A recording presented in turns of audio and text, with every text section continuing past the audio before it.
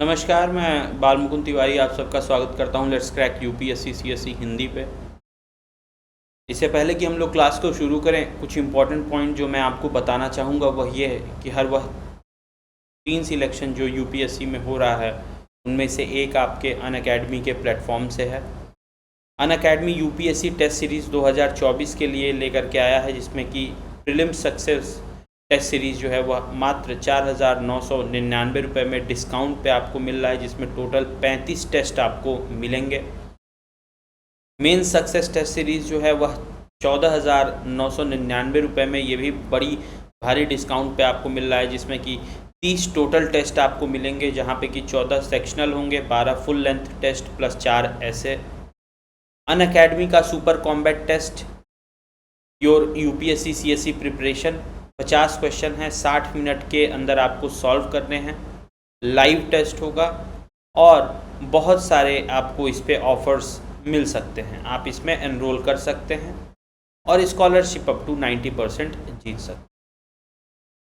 RM foundation batch जो है 2024-25 का, ये 17 अगस्त से लाइव हो चुका है। इसकी आप सब्सक्रिप्शन ले सकते हैं। प्रतिज्ञा बैच आईएएस 2024 सीधा मुखर्जी नगर से लाइव है, ये 16 अगस्त से। इसको आप सब्सक्राइब करिए। Nothing can stop you from chasing your UPSC CSE dream. अगर किसी भी प्रकार की फ़ीस भरने में कोई भी प्रॉब्लम आ रही है तो 0% ईएमआई पे आप अपनी फ़ीस को भर सकते हैं। इंदिरा गांधी आती हैं, कांग्रेस टूट जाती है, ये सारी चीजें हमने 60 से 70 के बीच में देखी और 71 में हमने बांग्लादेश वाला वॉर भी फिर से पाकिस्तान के साथ लड़ाई देखी। वैसा ही कमोवेश दशक जो था वह 90 वाला बीता था। 90 और 90 में हमने क्या देखा था कि किस हिसाब से, किस प्रकार से 90s के बाद हम ये देखते हैं कि 1989 में 1984 में इंदिरा गांधी की जब मृत्यु हो जाती है तो राजीव गांधी जो थे वो प्रधानमंत्री बनते हैं, ठीक है। फिर उसके बाद 84 में इलेक्शन होता है। 84 से लेकर के 89 तक, 89 तक कांग्रेस की सरकार रहती है।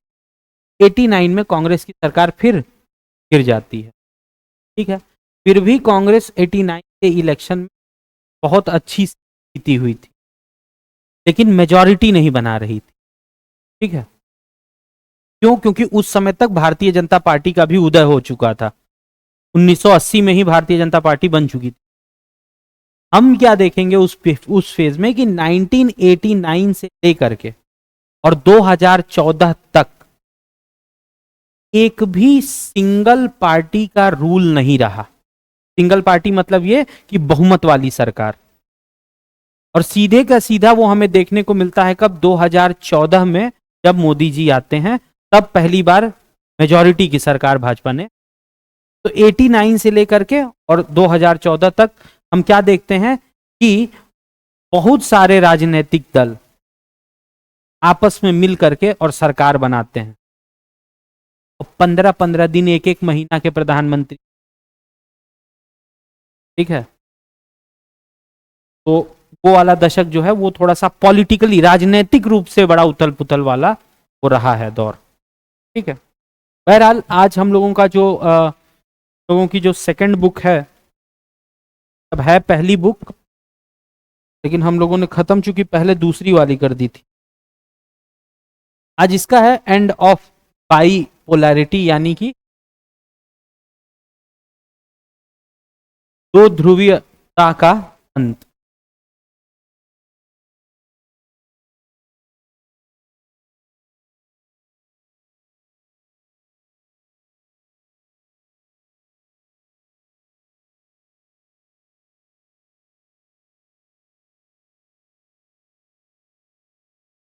देखो, जब वर्ल्ड वॉर हो जाता है, वर्ल्ड वॉर विश्व युद्ध, विश्व युद्ध के खत्म होने के बाद मुख्य रूप से दो पावर सेंटर बनते हैं। पावर सेंटर मतलब जहां पर जो पावरफुल, एक ऐसा क्षेत्र जो बहुत ज्यादा पावरफुल हो। तो ऐसे दो पावर सेंटर बनते हैं। एक था कौन? यूएस, ठीक है। और दूसरा था क्या? रसा। ये दो सेंटर बने, इसीलिए इनको जो ये समय चला था जिस समय ये दो पावर सेंटर बने थे, इन्हें बाईपोलर या दो ध्रुवीयता कहा गया था। ठीक है ना, एक पावर सेंटर क्या था, यूएस था, दूसरा पावर सेंटर आपका क्या था, यूएसएसआर। ठीक, ये वाला जो चैप्टर है इसमें हम ये जानने की किस प्रकार जो ये दो ध्रुवीयता थी, बाईपोलर वर्ल्ड जो था का अंत होता, और अंत हम कैसे देखेंगे कि यूएसएसआर के विघटन से, डिसइंटीग्रेशन ऑफ यूएसएसआर। अब दो में से एक निपट गया तो खत्म जो ध्रुवीयता है, बाइपोलैरिटी, है ना। इसमें हम देखेंगे क्या कि बाइपोलैरिटी कैसे खत्म हुई, या ये कहिए कि यूएसएसआर जो था वह कैसे टूटता है। इस चैप्टर में हम ये जानने की कोशिश करें।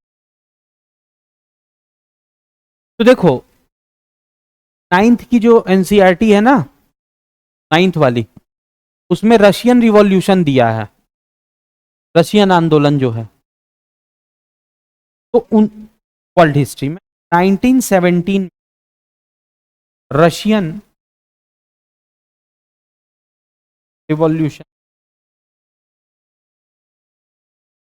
रूसी क्रांति जिसे हम देखते हैं। अब जो रूसी क्रांति थी ना, ये एक तरीके से समाजवादी क्रांति थी, समझ रहे हो। अमेरिका में हम किस प्रकार का क्रांति देख रहे थे, पूंजीवादी। ठीक है ना, ज्यादा इंडस्ट्री बैठाना, प्राइवेट लोगों का ना, निजी संपत्तियों का होना, इस तरह हम अमेरिका का जो सिस्टम था वो वैसा था। लेकिन रशिया में हम क्या देखते हैं, तो 17 के समय 1917 जो रिवॉल्यूशन हुआ, जो रशियन क्रांति हुई, यह किस विचार पर बेस्ड थी, यह थी समाजवाद के विचार पे। ठीक है, यानी कि ये जो सरकार अब जो रशिया में इस क्रांति के बाद जो सरकार बनी थी, ये समाजवादी विचारधारा की थी और किसके विरुद्ध थी, पूंजीवादी विचारधारा। ठीक है, तो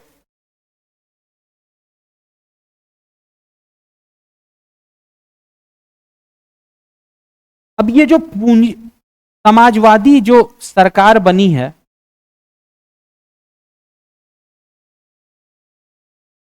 ठीक है, अब ये समाजवादी सरकार जो है, ये एक प्रकार का, मतलब कहते हैं ना कि संसाधनों का बराबरी से वितरण हो, इगैलिटेरियन सोसाइटी, ये इसको बनाने की कोशिश करती है, एक बराबरी का समाज जिसे कहा गया, क्योंकि समाजवाद इसी बात को आता है। तो यानी कि ये सबसे पहले क्या करेंगे, ये सबसे पहले क्या करेंगे कि ये निजी संपत्ति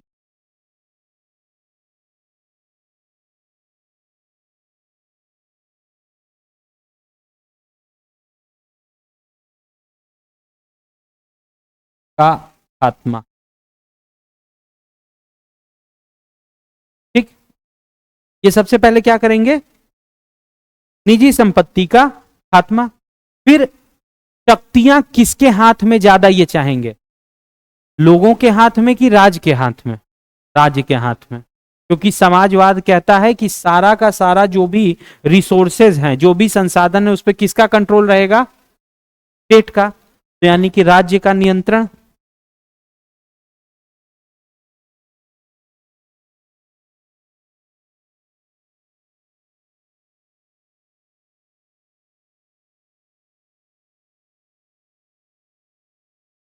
ठीक, राज्य का नियंत्रण देख लिया।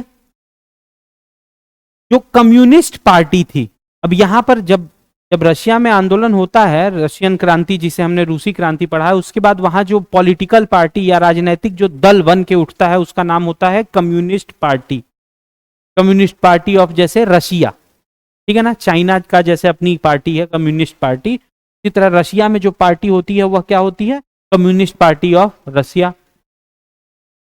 ये जो कम्युनिस्ट पार्टी होती है, ये क्या करती है कि जो दूसरी अन्य पॉलिटिकल पार्टी हैं, जो अन्य राजनीतिक दल हैं, उनको बैन कर देते हैं। जैसे हम चाइना में देखते हैं, चाइना में केवल एक पार्टी है, CPC, communist party of China में जानते हो सबसे बड़ी दिक्कत किस बात की है? चाइना के साथ दूसरों के लिए, चाइना की जो आर्मी है ना, वो आधिकारिक रूप से चाइनीज जो कम्युनिस्ट पार्टी ऑफ चाइना है, CPC, communist party of China, वो उसकी आर्मी है। अंतर समझ रहे हो? मतलब समझ रहे हो इब्राहिम क्या?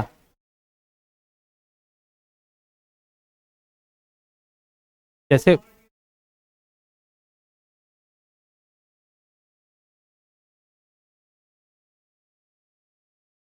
है क्या, हमारी इंडियन आर्मी है, अगर मैं इंडियन आर्मी की नाम बदल करके और कह दूं बीजेपी आर्मी, तो अंतर समझ रहे हो ना? पार्टी की आर्मी हो गई। हम अपनी आर्मी को बीजेपी की आर्मी नहीं कह सकते हैं, वो इंडियन आर्मी है। लेकिन जो वहां की आर्मी है वो उस कम्युनिस्ट पार्टी ऑफ चाइना की आर्मी है। तो वहां पर एक पार्टी की, अब कल को अगर कोई दूसरी पार्टी वहां पर खड़ी हो रही है तो वो आर्मी से बोलवा करके, क्योंकि उन्हीं की वो आर्मी है, उन्होंने अपने संविधान में इस प्रकार से लिखा है। ठीक है, चाइना में वन पार्टी है, हमको पता है, केवल एक ही पार्टी है, कम्युनिस्ट। और कम्युनिस्ट पार्टी कभी भी नहीं चाहेगी कि, हाँ देखो, यूपीएससी को क्लियर करने का सबसे आसान तरीका क्या है? क्या है?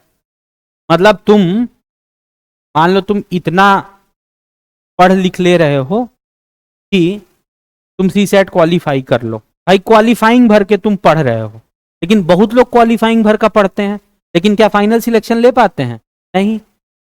तो अगर तुम क्वालिफाइंग भर के व्यक्ति हो कि हाँ हम सी सेट क्वालिफाई कर लेंगे, तो सबसे आसान तरीका है क्या सिलेक्शन लेने का? कि जितने अन्य एस्पिरेंट हैं उनको एग्जाम के दिन किडनैप कर लो, है ना? रेस में जीतने का सबसे अच्छा जो तरीका होता है ये कि जितने साथ में दौड़ रहे हैं सबको गोली मार दो पैर पे, वो नहीं, वो रेस से बाहर हो गए। चाइना में ये क्या है कि चाइना या कोई भी जो कम्युनिस्ट पार्टियां जहां भी आप देखेंगे, वहां वो नहीं चाहती हैं कि अन्य कोई और पार्टी आए, और वो अगर कोई अन्य पार्टी नहीं आएगी तो पावर में इन्हीं लोग रहेंगे हमेशा, है ना? तो यहां पर भी हम क्या देखते हैं कि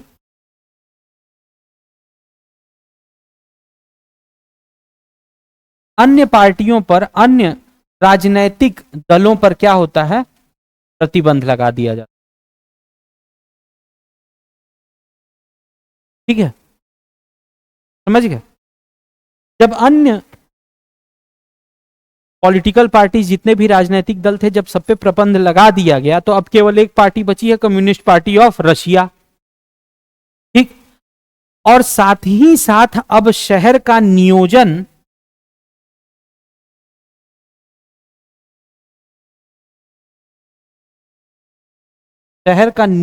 जो था तथा विकास का सारा कार्यभार जो था वह किसके हाथ में दे दिया गया? राज्यों के हाथ, राज्य के हाथ।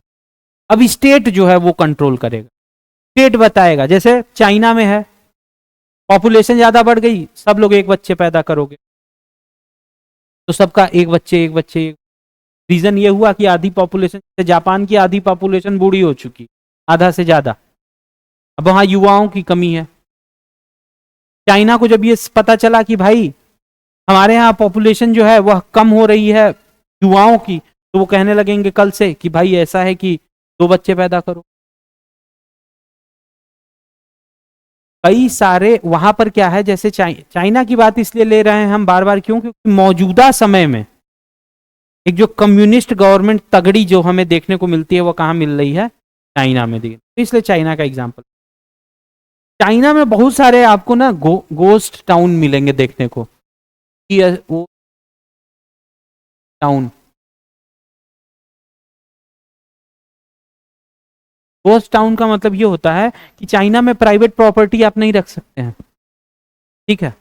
वहां पर क्या है, आपको सरकार फ्लैट बना करके देगी और आप लीज पे ले लेंगे, बहुत करेंगे।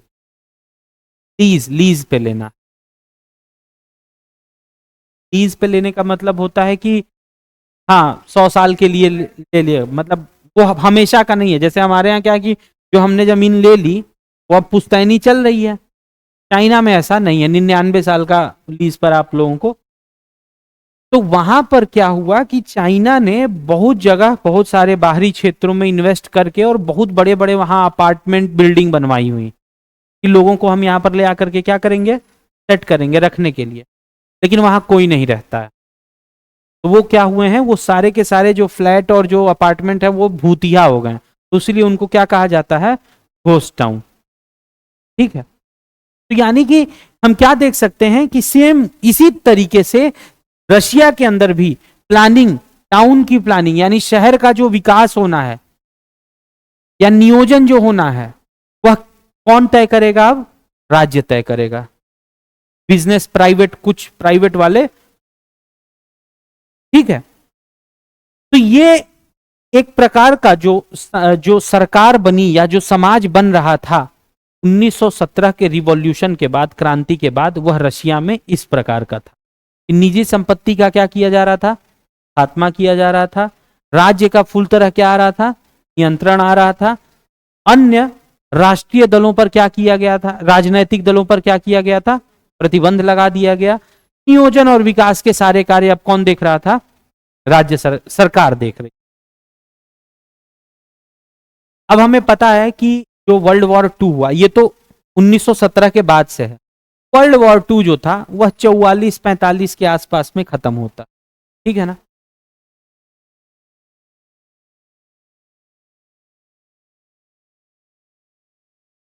तो हिटलर से कौन लड़ रहा था, हिटलर था ना द्वितीय विश्व युद्ध में।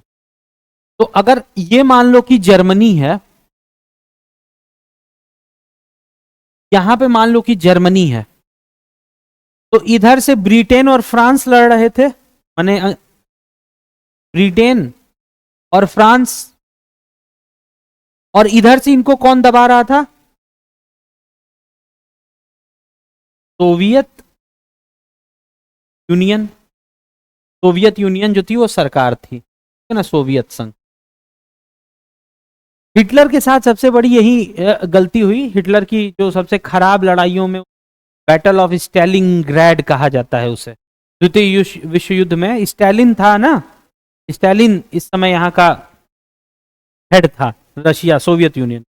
तो स्टालिन ने अपने नाम पर एक जगह, नहीं है लेकिन मोदी नगर हो गया या जवाहर नगर, इंदिरा विकास, गांधी विहार, इस तरीके से तो वो बनाया था अपने तो उसके नाम पर एक स्टालिनग्राड जगह थी, स्टालिन ने बनवाया था। हिटलर रशिया के ऊपर अटैक करने जाता है और स्टालिनग्राड में वो हार जाता है दोनों ओर से। हिटलर के साथ सबसे बड़ी दिक्कत क्या हुई थी ना कि उसने दोनों मोर्चे पर लड़ाई ले ली थी, इधर भी और इधर भी। अब ऐसे समझो कि एक और हमसे मैप में अगर याद रखो तो एक और से हम चाइना से लड़ाई ले लें और एक और पाकिस्तान से ले लें, तो कहां कहां आर्मी लगाएंगे हम। अब क्या था कि इधर से, क्योंकि हिटलर ने क्या किया था कि मान लो इतना पूरा क्षेत्र अपना कब्जा किया हुआ था, सब पे आक्रमण किया, सबको अपने अंडर में, बेल्जियम वगैरह को वो अपने अंदर में ले लिया था। जब इधर से सोवियत यूनियन की सेना, सोवियत संघ की सेना घुसती है और इनको मारते हुए, जर्मन सेना को हराते हुए मान लो यहां तक पहुंच गई, ठीक है, यहां तक पहुंच गई, तो ये जो क्षेत्र आजाद हुए,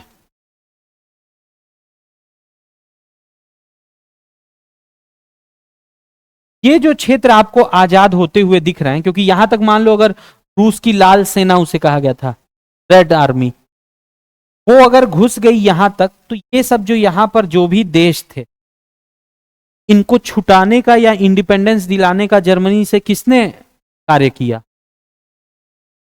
सोवियत यूनियन की सेना ने। तो ये लोग क्या करते हैं कि ये जितने भी जर्मनी से छूट करके जो भी राज्य थे, इनको ये लोग अपने अंडर लेते आते हैं। कि भाई हमने तुमको आजाद कराया है, आओ तुम और हम मिलकर के साथ में काम करेंगे। उसको उसके ऊपर राज ये नहीं करते हैं, उसके ऊपर कैप्चर नहीं करते हैं, लेकिन उसको अपने इन्फ्लुएंस में ले लेते हैं।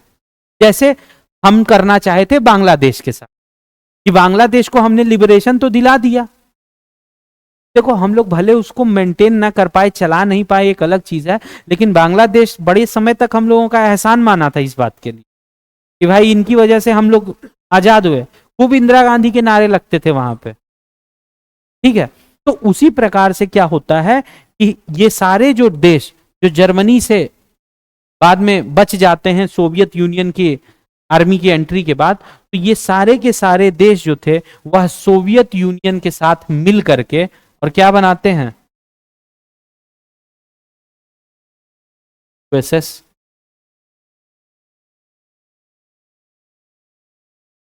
समझ गए ना, पहले क्या था, सोवियत था केवल,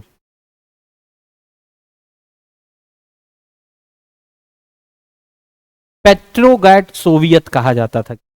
लेकिन जब इस सोवियत की सेना से जब जर्मनी की लड़ाई होती है और जर्मनी ने जिन जिन क्षेत्रों को अपने कब्जे में लिया था, जब उनको वापस से सोवियत की सेना आती है, क्या बनता है, यूएसएसआर, यानी कि यूनाइटेड सोवियत सोशलिस्ट रिपब्लिक कहा गया था।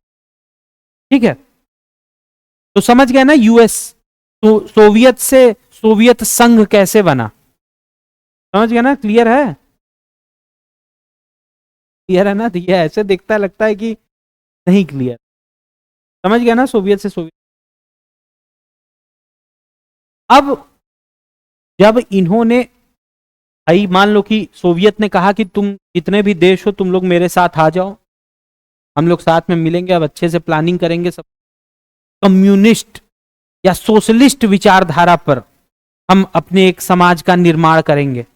ये सब बातें बहुत अच्छी अच्छी बातें होती हैं, ये सब साथ में आ जाते हैं और यूएसएसआर बन जाता है। और साथ ही साथ एक संधि भी साइन होती है जिसे कहा गया था क्या, वॉर्सो, वॉर्सो पैक्ट, वॉर्सो की संधि। नाटो का नाम सुने हो, नाटो क्या है,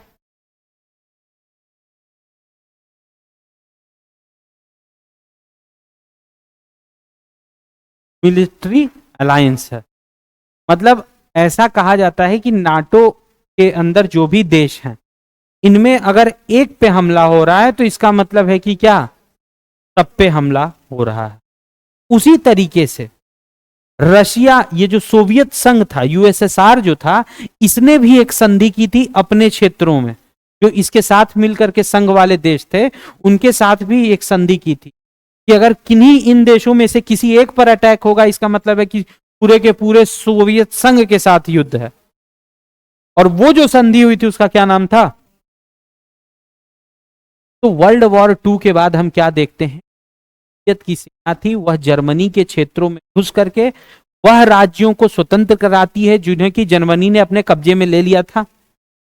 वे राज्य सोवियत के साथ मिलकर के सोवियत संघ की स्थापना करते हैं, एक ऐसा समाज जो समाजवादी विचारधारा पर बनेगा, जहां पर सबको बराबरी का हक मिलेगा, प्राइवेट प्रॉपर्टी नहीं होगी, ठीक है, सारे डेवलपमेंट और प्लानिंग के जो भी काम होंगे वह राज्य द्वारा देखे जाएंगे, और साथ ही साथ सुरक्षा के लिए फॉर द सिक्योरिटी पर्पस उन्होंने आपस में एक संधि भी साइन की, जिस संधि का नाम क्या था, वॉर्सो की संधि या वॉर्सो पैक्ट। इतना समझ गए।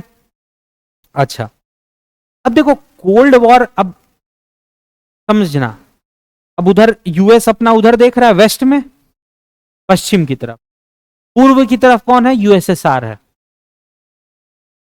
वर्ल्ड वॉर 2 के बाद दो विचारधाराएं सामने आती हैं। यूएस ने कहा, देखो पर्ल हार्बर वाली कहानी सुना था ना, पर्ल हार्बर की कहानी सुने थे कि नहीं। पर्ल हार्बर एक तरीके से शॉर्ट में समझो कि पर्ल हार्बर जो था ये एक आइलैंड था, यूएस का मिलिट्री बेस था, ठीक है। इसके ऊपर जापान भारी मात्रा में बमबारी करा देता, समझ रहे हो। जब जापान ने बमबारी करा दी, यूएस इस बात पर गुस्सा जाता है और वो क्या करता है, जापान के ऊपर बम मार देता है, 2 एटम बम, जो हमने सुना, जहां से कि विश्व युद्ध की समाप्ति हो। तो ये बताओ यूएस कौन सी विचारधारा पे चल रहा है? पूंजीवादी। रशिया किस पे चल रही है? समाजवादी। तो जो कोल्ड वॉर था ये एक तरीके से, जैसे नहीं कहते हैं कि आज मैंने एक चैप्टर पढ़ लिया है, तुमने देखा कि अरे वो एक चैप्टर पढ़ लिया, हम 2 चैप्टर पढ़ेंगे, है ना। फिर वो देख रहा है 2 चैप्टर, जैसे मैं जब 11th में था तो मेरे क्लास के 2 लड़के थे, मेरा था बायो और उनका था मैथ, लोग अलग अलग 11th में। तो उन दोनों में बड़ी कंपटीशन चले, बहुत कंपटीशन चलता। हम लोग कंपटीशन वाले नहीं थे, हम लोग वाले लड़के थे, हम लोगों की नज़र में ये मूर्ख थे ये सब। हम लोग किताब के अंदर छक्का चौवा खेलते रहते थे कि हाँ वो चाहिए, खेला कि नहीं कभी? वो पेज पलटे 6 आया 6 लिखो, 4 लिखो, 2 लिखो। अंग्रेजी की क्लास जब होती थी तो हमारी जो मैडम थी ना, वो क्या करती थी, जो लड़का किताब लेकर नहीं आता था उसको क्लास के बाहर कर देती थी, जाओ क्लास के बाहर खड़े हो जाओ, है ना। हम लोग किताब ही लेके नहीं जाते थे, और ले भी जाएं तो कह देते थे कि नहीं लाए हैं, और बाहर बैठे सबको निकाल दे, सब आगे बाहर जाकर के छक्का चौवा खेल रहे हैं। टीचर को ये बात पता लग गई, ये सब जानबूझ के, तो वो हम लोगों को बाहर करके हम लोग का बैग चेक करवाती थी कि देखो इसके बैग में किताब है कि नहीं, समझ रहे हो।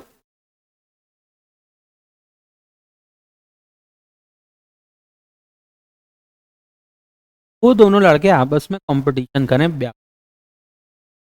तो ये तो मैं अपनी प्रत्यक्ष की बात बता रहा हूं क्या, कि यूनिट टेस्ट चल रहा था, तो नहीं यूनिट टेस्ट होता है, तो यूनिट टेस्ट के दौरान क्या होता है कि टीचर आए, कॉपी सबको दे दिए, क्वेश्चन पेपर सामने रख दिए, अभी बांटे नहीं थे, ठीक है, क्वेश्चन पेपर मैथ्स का, और क्लास में सब उधर बायो वाले बैठे हैं, बैठे बैठे जैसे एग्जाम में लोग बैठते हैं।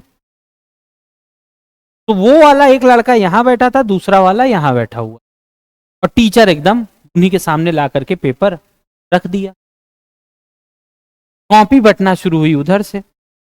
ये जो लड़का था ये ऐसे उठा, पेपर देख लिया, पहला क्वेश्चन इसको दिख गया मैथ का, कौन सा क्वेश्चन है, ये दमादम शुरू कर दिया लिखना, मतलब अभी कॉपी भी नहीं बटी है, लिखना शुरू। तो ये टीचर से कंप्लेन कर रहा है, सर देखिए वो लिखना शुरू कर दिया, ये कंपटीशन। और वाकई में ऐसा कंपटीशन हम लोग तो कुछ करते ही नहीं है, लेकिन ऐसे भी प्राणी हैं कि वो कैसे पहले लिखना शुरू कर दिया हमसे। यही चीज यूएस और यूएसएसआर के बीच में हो रही। यूएसएसआर चाह रहा था कि वह यह, ऐसी एक थ्योरी भी है कि यह कहा जाता है कि जो एटम बॉम्ब था, एटम बॉम्ब खोज यूएस ने, सॉरी रशिया ने पहले कर ली थी, बनाने का तरीका जो था वो रशिया ने पहले कर लिया था। ये जो कहते हैं ना कि जो बम मार पहले यूएस वाले दिए, जो परीक्षण कहते हैं, ये परीक्षण और निरीक्षण नहीं किए, ये सीधे निरीक्षण कर दिए बम से, तो मार इन्होंने पहले दिया। तो यहां पर क्या था ना कि यूएस के और यूएसएसआर के बीच में कुछ संघर्ष चल रहा है, कि वो कह रहे हैं कि नहीं मैं बेस्ट हूं, हमारी समाजवादी सरकार ज्यादा बेस्ट है, यूएस कहे कि नहीं हम पूंजीवादी ज्यादा बेटर है। तो कोल्ड वॉर का मतलब ये नहीं था कि बस घेरे बैठे हैं कि जहां गली में से निकला कंबल उड़ाएंगे इसको और दे देंगे, ये वाला लड़ाई नहीं था, लड़ाई था वैचारिक, ये कोल्ड वॉर था। और इसी में कभी कभी क्या हो जाता है कि कभी कभी चीजें, जब किसी से वैचारिक मतभेद हो जाता है तो कभी कभी आप एग्रेशन में आकर के उसको थपड़िया देंगे, है ना।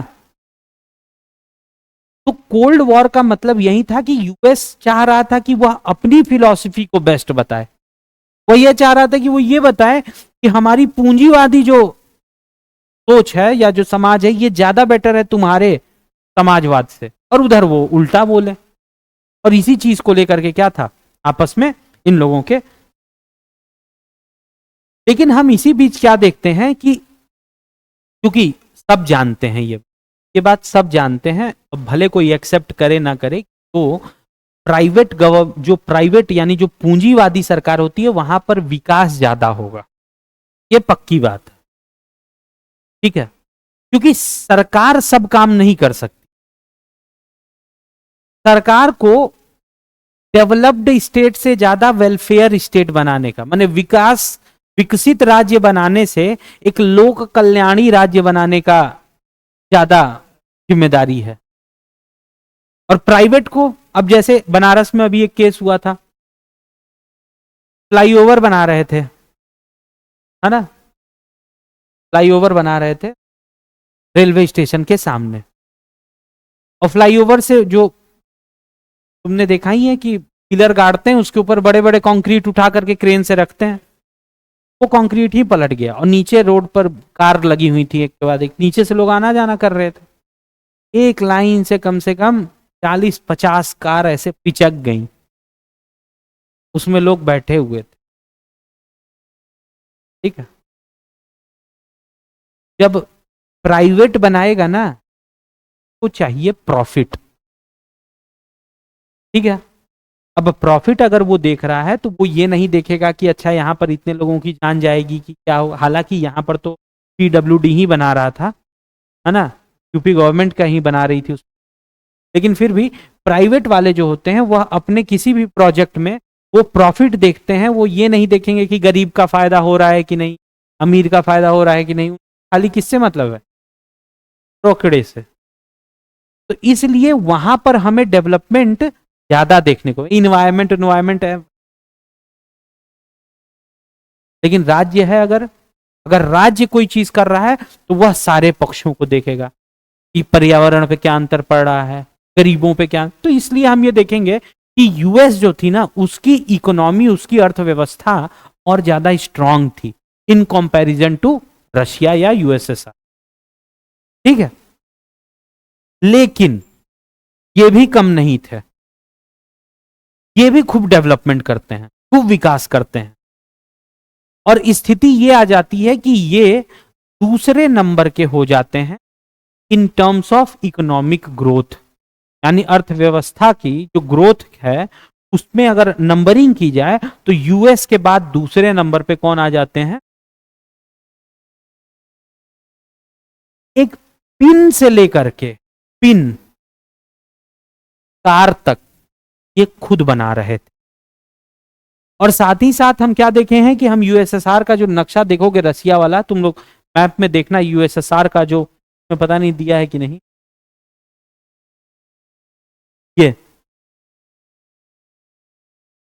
ये अगर तुम लोग देखोगे तो इतना बड़ा क्षेत्र, इनको किसी और को सामान बेचने की जरूरत ही नहीं थी, ये खुद बनाए और खुद ही कंज्यूम कर जाए। हमारा भारत जो है, यहां पर सब लोग क्यों सब लोग इंटरेस्टेड हैं। जैसे तुम देखोगे कि चाइना अभी बैन किए हैं मोदी जी, टैबलेट और कंप्यूटर जो कोई भी चाइना से आ रहा है अब उस पर रेस्ट्रिक्शन लगाएंगे, रोक लगाएंगे। क्यों? क्योंकि इन सबको पता है कि यहां पर 120 125, तो सारी आंकड़ों पे 120 करोड़ हैं, और अगर रियल जोड़ दो ना तो हमको लगता है कि 220 करोड़ होंगे। हाँ, सही बता रहा। ये तो जनगणना का जो, वह जनगणना कब की है, हो जाएगी तो, समझ रहे हो। और कई तो हैं ऐसे जो कि लालू प्रसाद यादव के 10 लड़के हैं भाई, तुम लोगों को पता है कि नहीं। मतलब लड़कियां नहीं, मतलब सब मिला के 10। तो उनके कितने लाल हैं, लालू यादव के कितने लाल। 10 को अंग्रेजी में क्या कहते हैं, ये लालू यादव क्या चुनाव चिन्ह क्या था, लालटेन। ये उनका चुनाव चिन्ह लालटेन है, तो उनके 10 लाल है ना, तो लालटेन अपनी चुनाव चिन्ह बना। तो हमारे यहाँ तो तो सबको पता है कि भारत के साथ सबसे बड़ा क्या है कि भारत एक बहुत बड़ा मार्केट है। हमारे यहाँ खरीदने वाले भी खुद ही में, वही चीज यहां पर हमें रूसी ये यूएसएसआर के साथ देखने को मिला। इतना बड़ा क्षेत्र कि ये जो भी बना रहे थे इनको कहीं बाहर जाने की जरूरत नहीं थी, ये अपने ही यहां उसको खपा भी ले रहे थे। ठीक, साथ ही साथ हम ये देखते हैं क्या कि जो सोवियत संघ की जो गवर्नमेंट थी, सोवियत संघ की जो कम्युनिस्ट पार्टी थी, एक ही पार्टी थी, कौन सी? Communist party. ये क्या करती है कि ये बहुत सारे क्षेत्रों में ये सब्सिडी भी दिया करती थी, जैसे हेल्थ के लिए, स्वास्थ्य के लिए, शिक्षा के लिए, बच्चों, छोटे बच्चों के केयर के लिए ये क्या कर रही थी? सब्सिडी भी व्यापक स्तर पर दे रही, डेवलपमेंट भी करा रहे थे, सब इंडस्ट्री बैठा रहे थे, आयरन एंड स्टील की, है ना, फैक्ट्रियां बैठाए हुए थे, मेट्रो वगैरह सब बना दिए थे। जैसे आज हम लोग कहते हैं ना कि चीन का माल चल गया तो चांद तक, नहीं तो शाम तक, कहते हैं ना, वैसा ही मटेरियल उस समय यूएसएसआर बनाता था जब उसकी तुलना यूएस से की जाती थी। समझ रहे हो? जैसे यूएस के किसी प्रोडक्ट को लो और यूएसएसआर के किसी प्रोडक्ट को लो, तो पहले भी लोग यही कहते थे कि यूएसएसआर का प्रोडक्ट है, चल गया तो चांद तक, नहीं तो शाम तक, क्योंकि वो लोग क्वालिटी वैसी नहीं दे पा रहे थे जैसा यूएस दे रहा था, लेकिन बना सब रहे थे। आज चाइना में भी वही हाल है, आप चाइना का देखते हैं ना, सब बना रहे हैं, लेकिन चल जाए तो बढ़िया, नहीं चले तो कोई बात। मैं एक फ्रिज मंगवाया अमेजोन से, अमेजोन बेसिक्स का फ्रिज, और वो वारंटी से 2 दिन पहले खराब हो गया। जब खराब हो गया, मैं फोन मिलाया, उस फ्रिज को कोई लेने नहीं आ रहा था। मतलब सोचो, यानी कि वो फ्रिज इतनी सस्ती है। उन्होंने अमेजॉन ने मुझे पैसा रिफंड कर दिया 1 साल बाद, और छोड़ दिया फ्रिज। क्यों? क्योंकि उनको पता था कि जितना भाड़ा हम इसको देंगे वहां से यहां तक ले आने में, उतने का तो फ्रिज भी नहीं है। ये एक्चुअल कॉस्ट जिसे कहते हैं, भले हमें बेच दिया हो 50,000 का, लेकिन उसकी एक्चुअल कॉस्ट जो थी वो 5,000 की नहीं होगी, तभी तो छोड़ रहे हैं ना। नहीं, इतना मूर्ख थोड़ी है वो कि कोई अपनी 50,000 की फ्रिज छोड़ देगा। तो वो था क्या, वही हाल था इस समय हमें यूएसएसआर का देखने को मिलता है कि ये लोग बनाते तो सब चीज हैं बहुत बढ़िया बढ़िया, क्वालिटी खराब रहती है, लेकिन फिर भी iron and steel, metro, rapid metro, ये सब सारी चीजें ये लोग बना करके एकदम बंदोबस्त टाइट किए रहते हैं। इंडस्ट्रीज बैठा देते हैं, कार बना, बताया तो कि पिन से लेकर के कार तक ये सब खुद ही बना रहे हो। ठीक,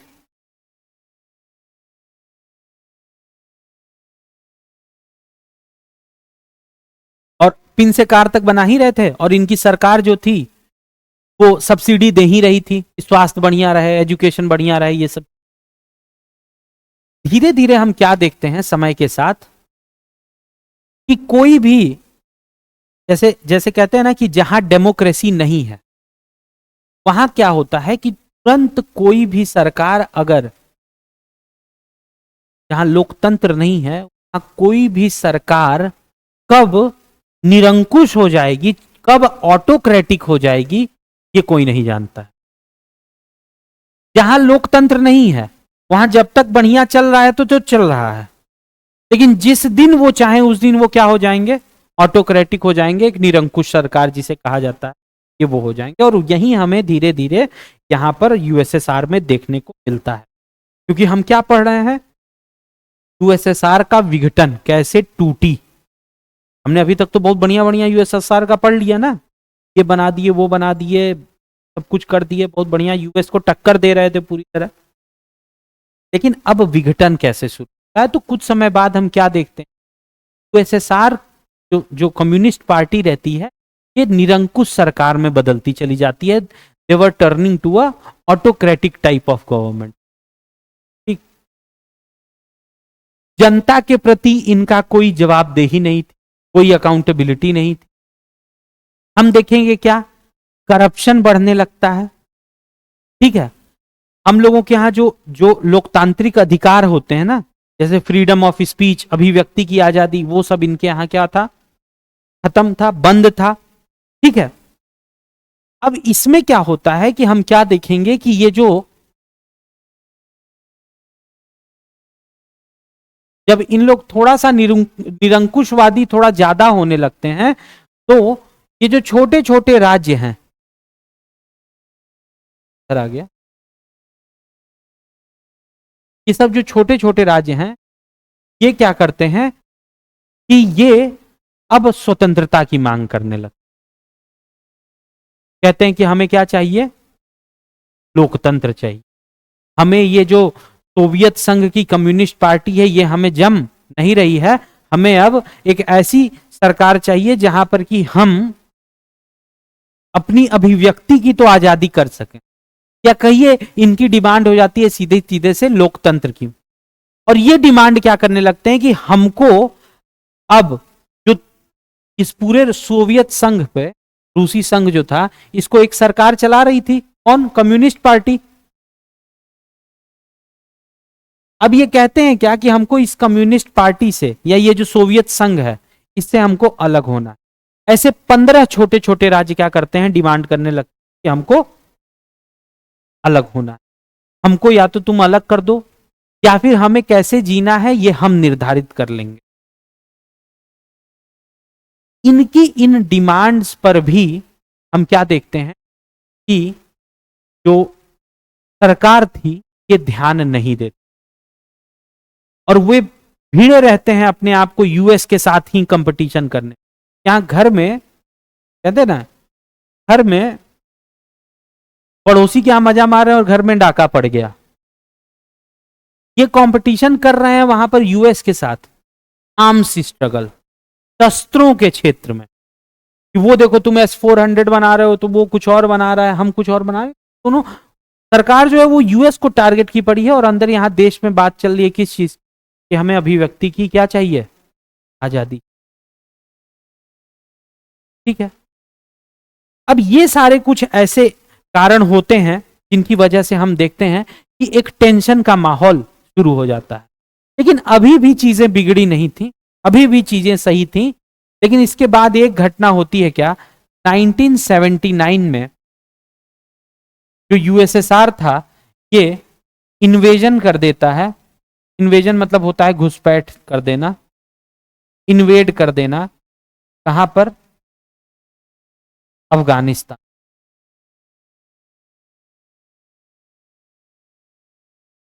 कहां इन्वेजन करता है, अफगानिस्तान। कौन, यूएसएसआर। ठीक है,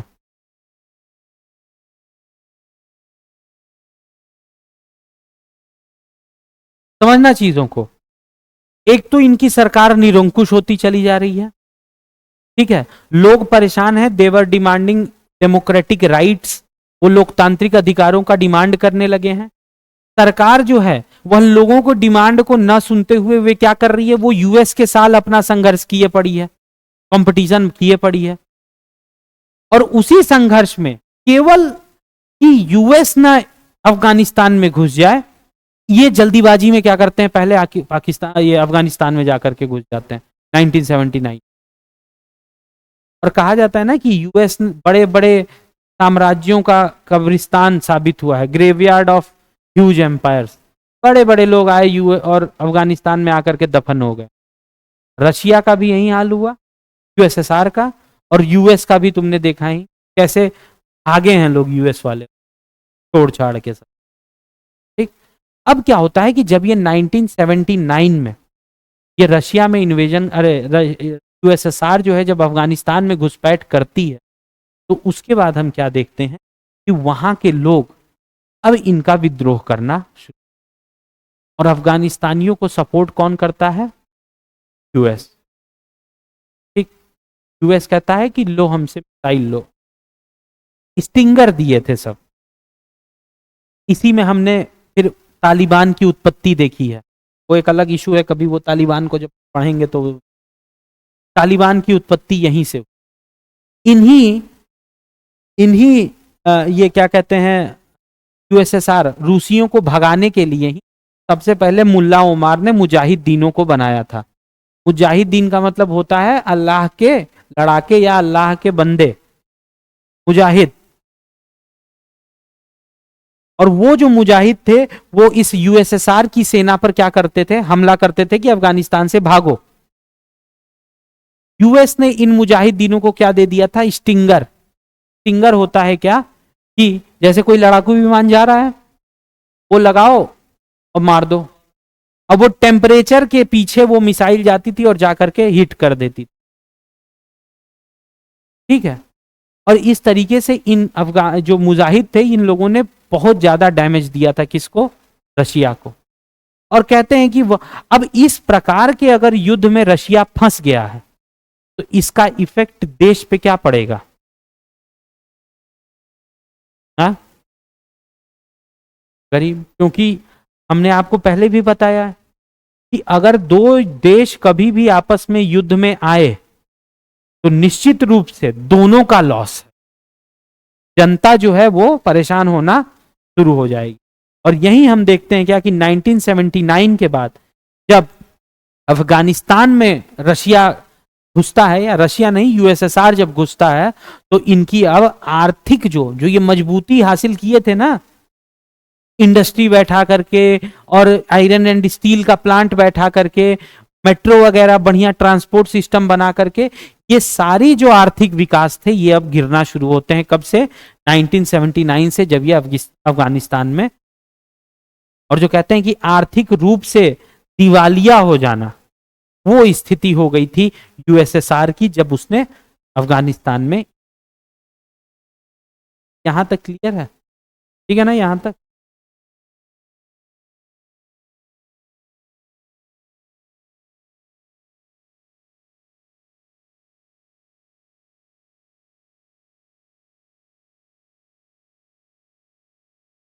देखो ये तुम लोग पढ़ोगे जब इस चैप्टर को अपने आप से, तो तुम लोगों को सारी चीजें एकदम हूबहू क्लियर हो जाएंगी। जो कि हथियारों की होड़ में सोवियत संघ ने समय समय पर अमेरिका को बराबर की टक्कर दी, लेकिन उसे इसकी भारी कीमत चुकानी पड़ी, ठीक है ना। तो ये सारी चीजें आप लोग पढ़ेंगे।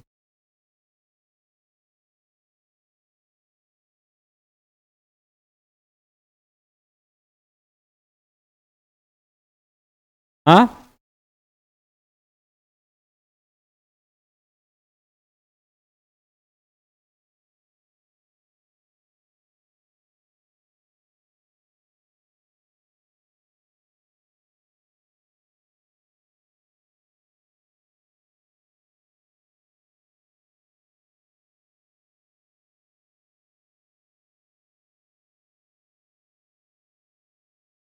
अब उसके बाद हम क्या देखते हैं, 1979 में ये लोग अफगानिस्तान में एंट्री लेते हैं।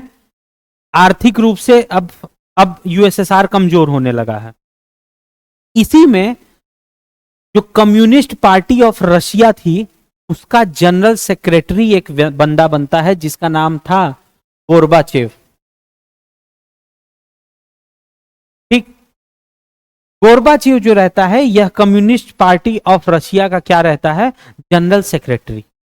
ये आता है बड़ी तगड़ी तगड़ी बातें लेकर के कि हम बहुत सुधार कर देंगे, सब राजनीतिक सुधार भी करेंगे, आर्थिक सुधार भी करेंगे, और इसने काफी कोशिश भी की उन सुधारों को करने की। 79 के बाद से हम क्या देख रहे थे कि जो आर्थिक स्थिति थी ना रशिया की, यूएसएसआर की, वो बहुत तेज गिरने लगती है। अब इसको पता चल जाता है कि ये तो भाई, और उधर सब डिमांड कर रहे हैं हमको अलग होना, हमको अलग होना। तो ये आता है स्थिति को संभालने के लिए। और 1985 में आने के बाद ये बहुत सारे सुधारों की बात करता है, लेकिन उस सुधारों से कुछ हो नहीं पाता है, क्योंकि बहुत ये मतलब इवन अमेरिका के साथ भी अपने संबंधों को सुधारने की बात करता, कहता है कि हम अमेरिका से कंपटीशन खत्म करेंगे। अब लग जाता है कि अब हम नपने वाले हैं, तो अच्छी बात करने लगा कि हम अमेरिका के साथ मित्रता बढ़ाएंगे, लेकिन बहुत लेट हो चुकी, ठीक है। जितने भी, अब जैसे देखो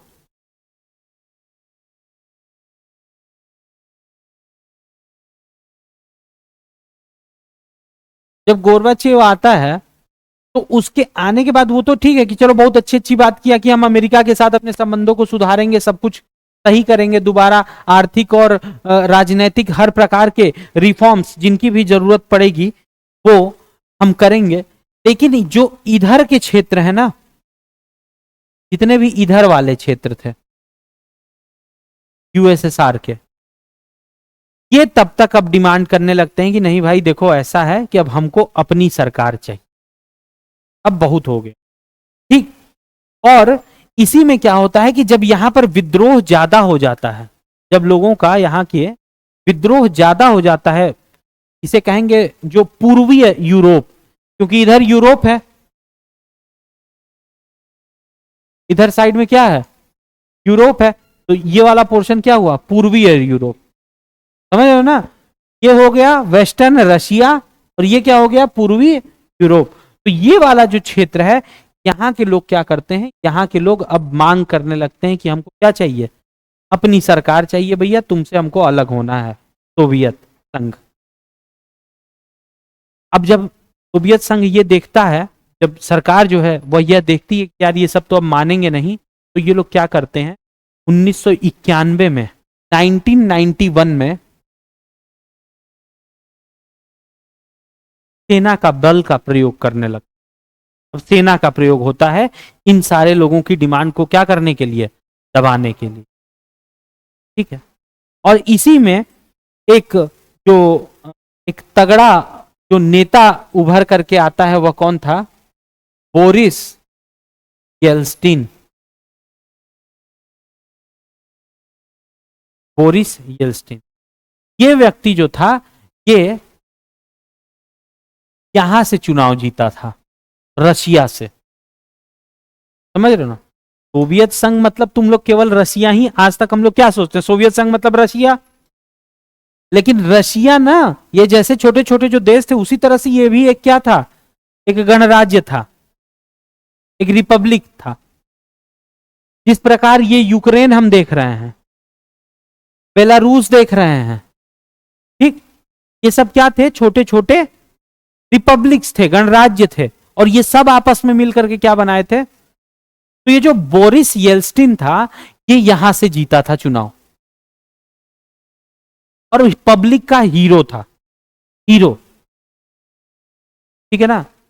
जैसे कि हमारे यहां जवाहरलाल नेहरू थे, उस हिसाब से बोरिस येल्त्सिन वहां से। बोरिस येल्त्सिन कहता है कि देखो यार ऐसा है कि तुम ये जो यूएसएसआर जो गवर्नमेंट थी उससे कहता है ये जो तुम समाजवाद की बात कर रहे हो ना, हमको नहीं चाहिए समाजवाद, हमको चाहिए लोकतंत्र और पूंजीवाद। We want democracy and capitalism, क्योंकि तुमने सब फेल कर दिया है और ये प्रूव हो गया है। जो अफगानिस्तान में तुम गए और तुम्हारी जो स्थिति हुई है, इससे ये मान गए हम कि जो तुम जिस विचार को लेकर के चल रहे थे समाजवाद की, ये झंडू विचार है। और बोरिस येल्त्सिन किसकी डिमांड करने लगता है, डेमोक्रेसी की और कैपिटलिज्म की। ठीक, अब क्या होता है, इतने तक बात समझ में आई।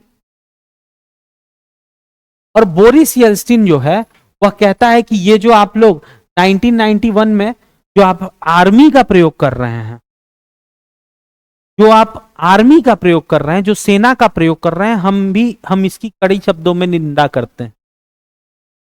ठीक, तो ये जो सरकार तुम कर रही हो ये सही नहीं है और हम लोग तुमसे अब खुश। दिसंबर 1991 में क्या होता है कि ये जो बोरिस येल्त्सिन था, ये रशिया को, बेलारूस को और यूक्रेन को, इन तीनों को लेकर के अलग हो जाता है। इससे सोवियत संघ, समझ रहे हो, और कहता है कि आज से हमारा सोवियत संघ से कोई लेना देना नहीं है। और फिर हम उसके बाद देखते हैं क्या कि धीरे जैसे ही रशिया भी अलग हो गया, बेलारूस भी अलग हो गया, यूक्रेन भी अलग हो गया, ये तीन सबसे मेजर थे, सबसे बड़े जो जैसे कहते हैं ना कि पूरे भारत में सबसे बड़ा प्रदेश कौन, तो नाम लिया जाएगा कि भाई महाराष्ट्र, उत्तर प्रदेश, मध्य प्रदेश, राजस्थान, ये सब बड़े बड़े प्रदेश हैं। थोड़ी कोई कहेगा कि मिजोरम। तो ये इनका क्यों, क्योंकि अब उत्तर प्रदेश का क्या है कि पॉलिटिकली 80 एमपी हैं उत्तर प्रदेश से, 80 मेंबर ऑफ पार्लियामेंट। राजस्थान क्षेत्रफल में शायद सबसे बड़ा हो गया ना, क्षेत्रफल में सबसे बड़ा। तो ये सब कुछ ना कुछ अपना महत्व रखते हैं। उसी तरीके से ये तीन भी जो राज्य थे ये भी अपने अपने महत्व रख रहे थे। ये तीनों अलग हो जाते हैं और कहते हैं कि हमारा सोवियत संघ से कोई लेना देना नहीं है, हम अपनी सरकार बनाएंगे जो डेमोक्रेसी पर और पूंजीवाद पर बेस्ड होगी। ये समाजवाद जो है ये फेल हो चुका। इसका देखा देखी हम क्या देखेंगे कि अब सब टूट टूट के और सोवियत संघ से अलग होने लगते हैं।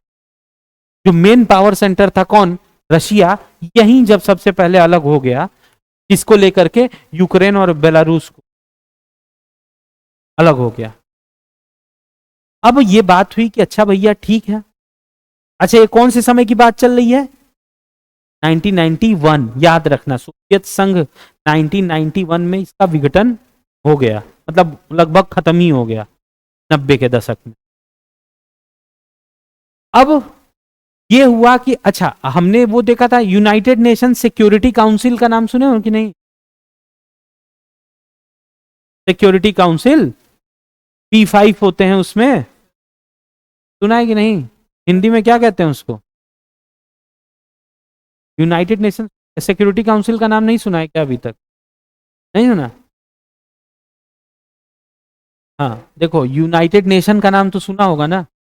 विश्व युद्ध, द्वितीय विश्व युद्ध के बाद सारे के सारे देश साथ में आते हैं कि भविष्य में कभी इस प्रकार का युद्ध दोबारा न हो। ठीक इसलिए एक ऑर्गेनाइजेशन बनती है जिसको यूनाइटेड नेशन कहा गया, संयुक्त राष्ट्र। ठीक, संयुक्त राष्ट्र में कई सारे डिपार्टमेंट हैं, जैसे आप जानते हैं यूएन इन्वायरमेंट, वो पर्यावरण की भी बात करते हैं, ठीक है ना। UNFCCC, United nation forum on क्या, ऑन क्लाइमेट चेंज, है ना, वो जो पर्यावरण को लेकर के है। उसी तरीके से यूएन के बहुत सारे ऑर्गेनाइजेशन हैं, उन्हीं में से एक है यूनाइटेड नेशन सिक्योरिटी काउंसिल, ठीक है ना। उन सिक्योरिटी काउंसिल का में 15 मेंबर हैं, 15 में 5 परमानेंट हैं और 10 जो हैं वो अस्थायी, बदलते रहते हैं, ठीक है। तो उन 5 का जो कहते हैं कि उन 5 का इंपॉर्टेंस कहिए या उन 5 का महत्व बहुत ज्यादा है। पांचों अगर कह दिए, वो सिक्योरिटी काउंसिल है ना, नाम ही है उसका सुरक्षा परिषद, संयुक्त राष्ट्र सुरक्षा परिषद। अब जैसे मान लो इंडिया पाकिस्तान लड़ाई हो जाए या इंडिया पाकिस्तान के ऊपर हमला कर दे,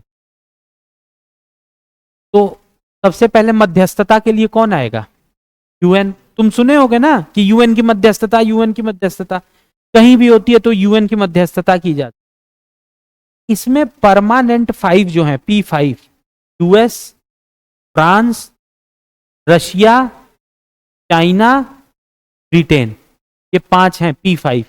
ये हमेशा मेंबर हैं, ये कभी नहीं बदलते हैं और इनके पास वीटो है, ठीक है ना, वीटो पावर।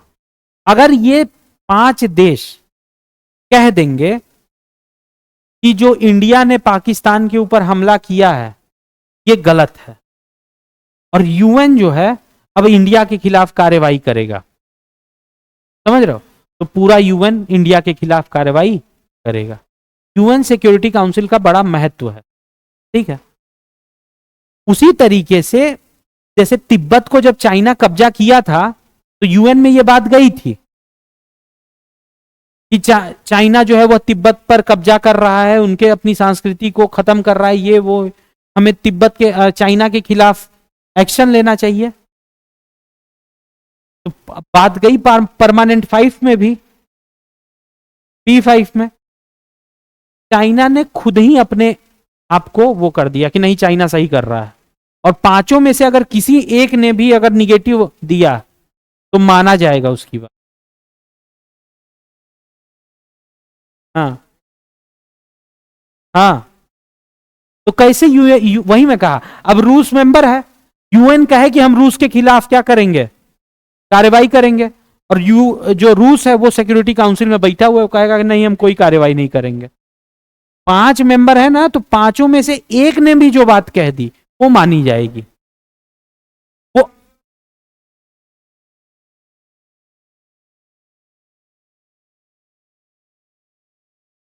दूसरा देश बोलेगा, लेकिन वही तो, इसीलिए तो यूएन में, संयुक्त राष्ट्र में सुधार की बात हो रही है ना, कि तुमने तो सारा का सारा जो जिम्मा है वो तो इन पांचों के हाथ में दे दिया है, ये अपने हिसाब से दुनिया नचा रहे हैं। समझ रहे हो, पांचों के पास वीटो है, कोई एक चाहे तो पूरे डिसीजन को रोक सकता है। जैसे हम लोग, जो वो कौन है, पाकिस्तान का एक आतंकवादी है,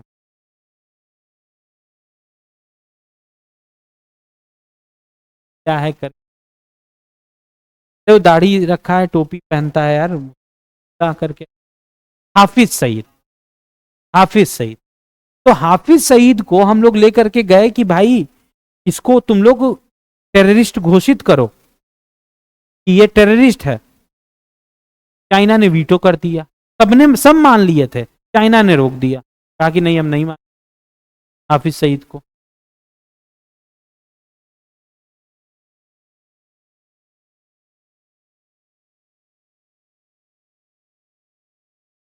उनके लिए, हाँ बस उन्हीं के लिए फायदा है और किसी के, तो इसीलिए यूएन में सुधार होने की बात हो रही है।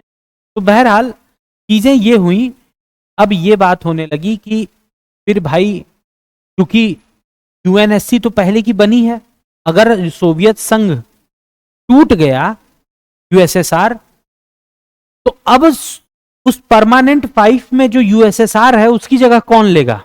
बात समझ रहे हो कि नहीं? पहले तो पूरा संघ था यूएसएसआर, जो कि उस परमानेंट 5 में था, यूनाइटेड नेशन की सिक्योरिटी काउंसिल में।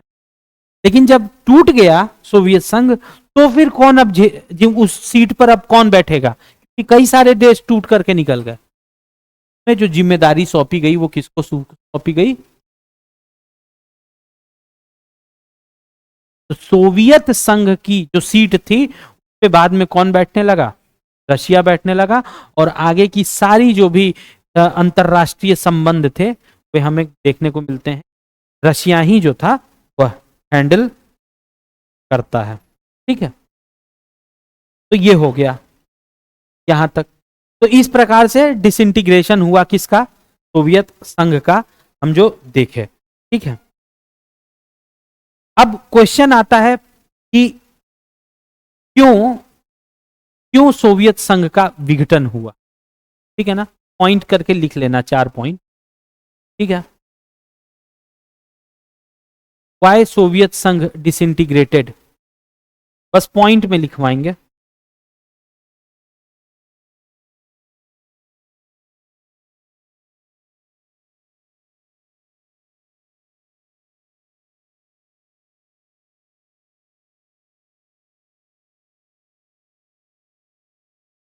वाई सोवियत संघ डिसइंटीग्रेटेड, क्यों सोवियत संघ में विघटन हुआ? पहला लिखना आंतरिक कमजोरी, ब्रैकेट में डाल डाल देना आंतरिक कमजोरी, ब्रैकेट में डालना राजनैतिक तथा आर्थिक, economical and political, internal weakness, economic comma, ठीक, समझ गए? एक तो राजनैतिक कमजोरी, ठीक, कि निरंकुशवादी तुम होते चले जा रहे हो। ठीक है, दूसरा इकोनॉमिक, क्या कि तुम अफगानिस्तान में घुस गए हो, खाने पीने के वांदे हो गए यहां। पहला तो ये हो गया। दूसरा लिखना, दूसरा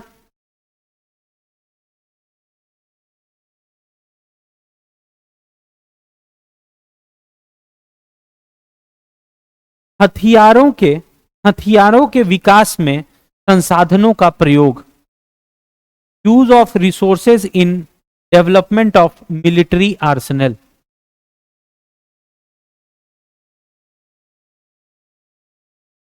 कॉमा, हथियारों के विकास के लिए संसाधनों का प्रयोग। अब राष्ट्र के जितने भी संसाधन थे, जितने भी रिसोर्सेस थे राष्ट्र के, वो कहां जा रहे हैं? हथियारों के डेवलपमेंट में आ रहे हैं। क्यों? क्योंकि यूएस के साथ हम लोग कंपटीशन कर रहे हैं। ठीक है, कॉमा करके इसी में लिखना, development of satellite state, satellite राज्यों का, सैटेलाइट राज्यों का, सैटेलाइट राज्यों की स्थापना, डेवलपमेंट ऑफ सैटेलाइट स्टेट्स। अब सैटेलाइट स्टेट क्या होता है ये जान लो। सैटेलाइट स्टेट या सैटेलाइट राज्य किसे कहते हैं? देखो, सैटेलाइट राज्य का मतलब ये होता है कि कहने को वो जो देश है ना, वो इंडिपेंडेंट है, स्वतंत्र है, लेकिन वह आर्थिक, राजनैतिक, सारे तरीकों से वह किसी दूसरे के कंट्रोल में हो। जैसा हम अभी देखे, चाइना ने श्रीलंका के साथ जो किया, उसको क्या किया? खूब कर्जा दे दिया, डेब्ट ट्रैप उसे कहा गया, और इतना कर्ज दे दिया कि श्रीलंका जो था वह उसके कर्जों तले दब गया। अब कहने को तो श्रीलंका स्वतंत्र राष्ट्र है ना, लेकिन अब उस पर किसका कंट्रोल चल रहा है? चाइना का। अब चाइना कहेगा इनको मुख्यमंत्री, इनको प्रधानमंत्री बनाओ, अपने बंदरगाह पर इंडिया की जहाजों को ना लगने दो। तो अब वो जो श्रीलंका है वो किसके नाम पे अब काम कर रहा है? चाइना के। तो सैटेलाइट स्टेट वो होते हैं जो कि कहने को तो खुद से स्वतंत्र हैं, लेकिन उन पर पूरा का पूरा कंट्रोल किसका होता है? किसी दूसरे राज्य का। तो जो ये रशिया था, यूएसएसआर था, रशिया नहीं यूएसएसआर, ये इस प्रकार के बहुत सारे देश बनाना चाहता था ताकि यूएस के ऊपर क्या कर सके? कंट्रोल कर सके। क्यूबन मिसाइल क्राइसिस अगर आगे के चैप्टर में हम लोग पढ़ेंगे इसको, तो ये हम बताएंगे वहां पर कि ये अमेरिका के पास छोटे छोटे जो देश थे उनको अपने कंट्रोल में लेने की कोशिश कर रहा था। तो अपना सारा ये इंटरेस्ट जो था वो कहां पर घुसा दिया था? अमेरिका के अंदर। ठीक, नहीं, हाँ ये है तुर्की। क्या देखना पूरा मैप खोल के, तब वो ज्यादा क्लियर दिखेगा। ऑटोमन एम्पायर इधर ही था। हाँ, ये यहीं कहीं है वो, कुस्तुनतुनी इधर नीचे है। ये तो वो है, ये मेडिटेरेनियन है। देख लेना एक बार बड़े मैप पे, ज्यादा क्लियर समझ में। बहरहाल, तो ये हो गया कि उसने सारे संसाधनों को और सैटेलाइट राज्यों के निर्माण में ही वो अपना सारा इंटरेस्ट घुसा दिया। थर्ड पॉइंट, इसी में थर्ड पॉइंट लिख ले।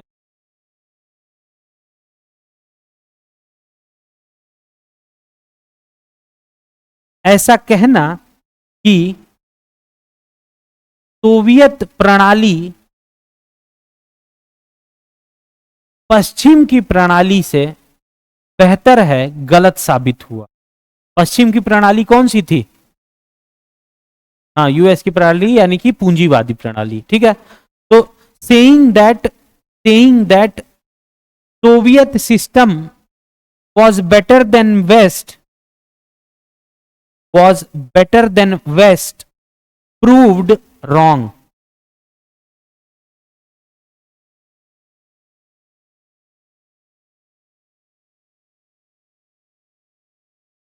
एक तीसरा आप इसमें डालना। तीसरा मतलब अभी पहला दूसरा लिख लिया ना, तीन हो गए ना? कैसे हो गए?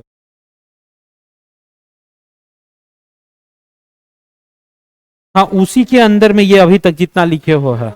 हाँ, ये सब उसी दूसरे वाले पॉइंट के अंदर में है। अब लिखो तीसरा, अब लिखो। ठीक है, सोवियत संघ की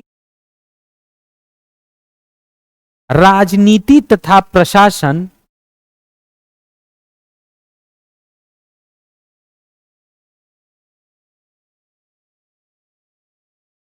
राजनीति तथा प्रशासन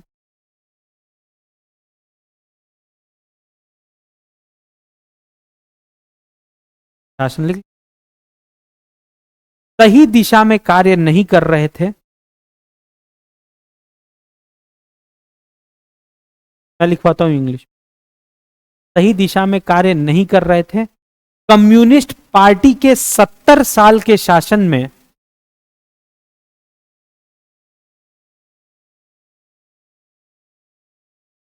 उन्होंने कभी भी आम जनता के खिलाफ अपने उत्तरदायित्व को नहीं समझा। खिलाफ बोल दिया क्या? आम जनता के प्रति कभी अपने उत्तरदायित्व को नहीं समझा। इनके इस काल में 70 साल के राज्य में कम्युनिस्ट पार्टी ने कभी भी जनता के प्रति अपने उत्तरदायित्व को नहीं समझा और इनके शासन के दौरान हमें व्यापक स्तर पर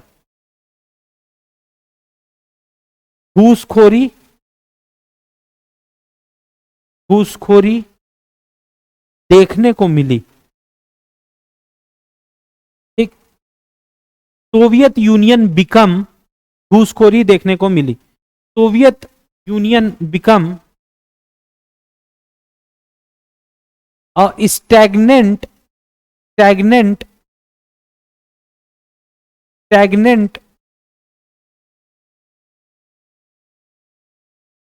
in terms of administration.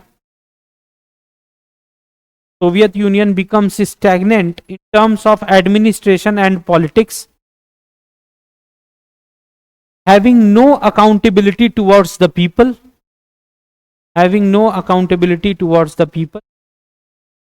and also there was corruption involved in state machinery. ठीक, तो तीसरा कारण तो ये हो गया, क्यों विघटन है उसका कारण है ये सब। ठीक, पहला था क्या? आंतरिक कमजोरी। दूसरा था कि यूएस के साथ ये सारा झाम ताम ये हथियार बनाने में ही लगा दिए।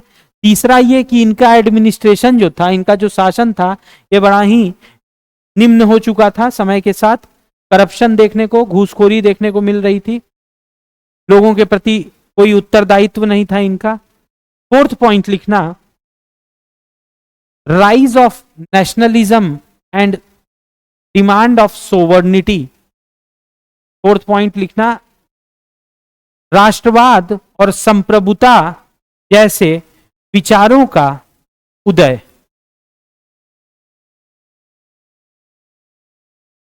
Rise of nationalism and sovereignty, उदय इन क्षेत्रों में कुछ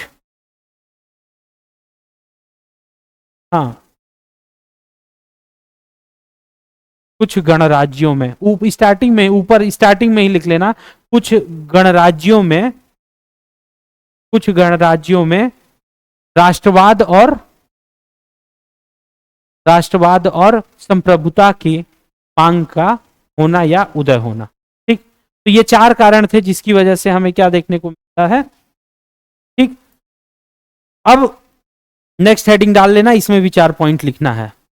ठीक है, ये थोड़ा सा वर्ल्ड हिस्ट्री है तो थोड़ा सा इसको याद रखना, क्योंकि फिर आप लोग वर्ल्ड हिस्ट्री कब पढ़ोगे कोई नहीं जान रहा है। ठीक है ना? हाँ, नेक्स्ट पॉइंट लिखना, कॉन्सिक्वेंसेस, परिणाम क्या हुए। हाँ, सोवियत संघ के डिसइंटीग्रेशन या विघटन के परिणाम क्या रहे। पहला लिखिएगा, पहला परिणाम क्या हुआ? जैसे ही सोवियत यूनियन खत्म होता है, टूट जाता है, तो सबसे पहला क्या काम होता है? सबसे पहला काम होता है कि कोल्ड वॉर खत्म, है ना? जो वो असर फसड़ मचाए थे सब आपस में, वहीं खत्म। तो पहला लिखना point, end of cold war, शीत युद्ध का अंत।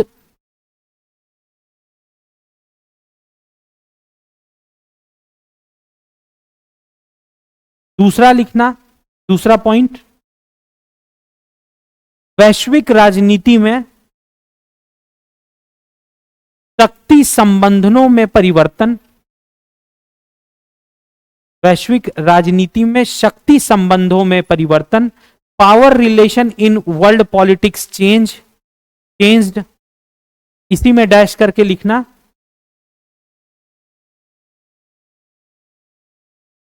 क्रिएशन ऑफ मल्टीपोलर वर्ल्ड, बहुध्रुवीय संसार की उत्पत्ति, मल्टीपोलर है ना, पहले दो था ना, अब खत्म, बाइपोलर से खत्म, अब सब अपने आप को पावरफुल बता रहे हैं, ठीक है। फिर इसी में ही लिखना एक पॉइंट और, वर्ल्ड बैंक, आईएमएफ, विश्व बैंक तथा आईएमएफ जैसी संस्थानों का उदय हमें देखने को मिलता है, ठीक है ना। ये दूसरे के अंदर तुमने लिखा है ना, दूसरे पॉइंट के अंदर में, rise of IMF and world bank, ठीक। थर्ड लिखना नहीं, अब नेक्स्ट पॉइंट में थर्ड पॉइंट लिखना, एंड ऑफ सोवियत ब्लॉक का खात्मा। सोवियत ब्लॉक जानते हो किसे कहा जाता था? नहीं, पूरी रामायण समाज डाले, सोवियत ब्लॉक ही नहीं समझे। सोवियत ब्लॉक मतलब ये कि जब शुरू में जो यूएसएसआर जो सोवियत घुसती है और जर्मन देशों को छुड़ाती है, तो वो लोग जो लोग साथ में मिल जाते हैं उन्हीं को सोवियत ब्लॉक कहा गया था, ठीक है ना। या सेकेंड वर्ल्ड भी, यानी दूसरा विश्व भी, को सेकेंड वर्ल्ड भी इन्हीं को कहा गया था, ठीक है ना। एक तो यूएस था और दूसरा कौन था? यूएसएसआर, वहीं बाइपोलर की जो बात हुई थी, ठीक। तो एंड ऑफ सोवियत ब्लॉक का आत्मा, जिसकी वजह से कई नए देशों की उत्पत्ति होती है, बिकॉज ऑफ विच मैनी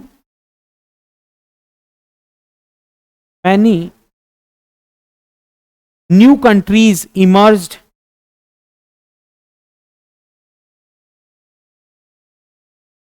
ठीक है। ये हो गया, समझ गए ना। अब जितने भी विघटन होता है तो ये सारे सब क्या होते हैं? अलग अलग नए नए देश आकर के,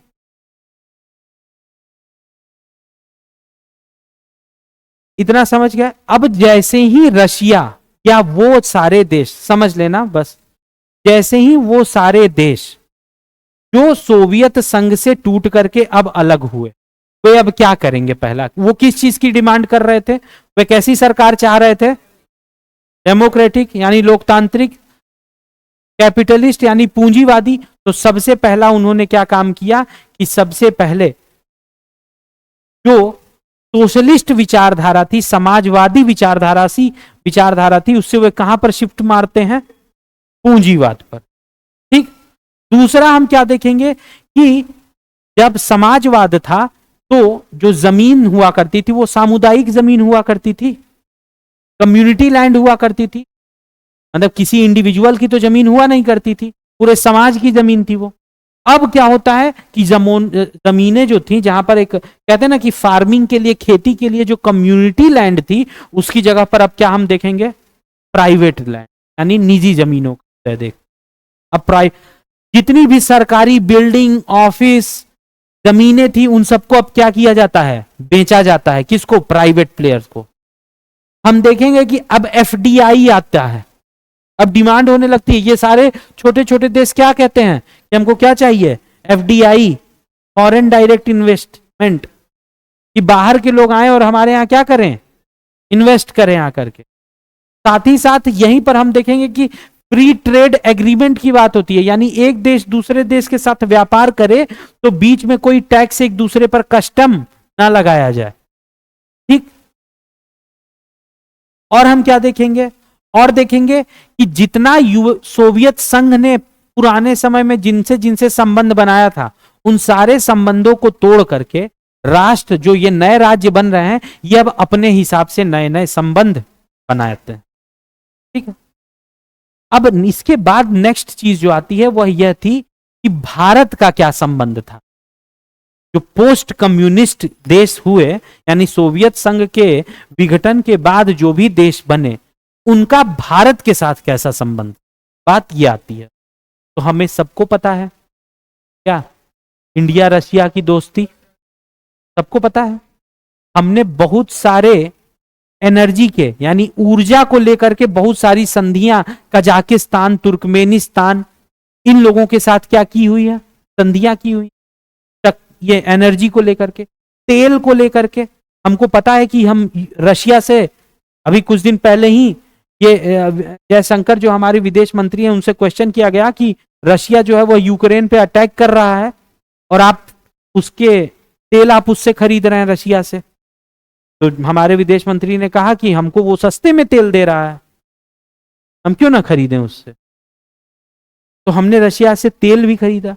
इवन स्थिति ऐसी थी, तुम लोग ये जानो कि सोवियत जो जब सोवियत संघ जब टूट जाता है तो जो नए देश इमर्ज करते हैं, नए देश जो पैदा होते हैं, उनमें बहुत तगड़ा ये प्रचलन चला था कि बच्चों का नाम अमिताभ बच्चन और राज कपूर भी वहां पर रखते थे लोग रशिया में नहीं, पोस्ट रशिया जो अलग अलग देश यूएसएसआर को टूट करके, रशिया में भी, रशिया के साथ साथ भी वे देश जो यूएसएसआर से टूट करके अलग हुए थे वहां पर अमिताभ बच्चन, राज कपूर, ये सब नाम अपने बच्चों का लोग रखते थे।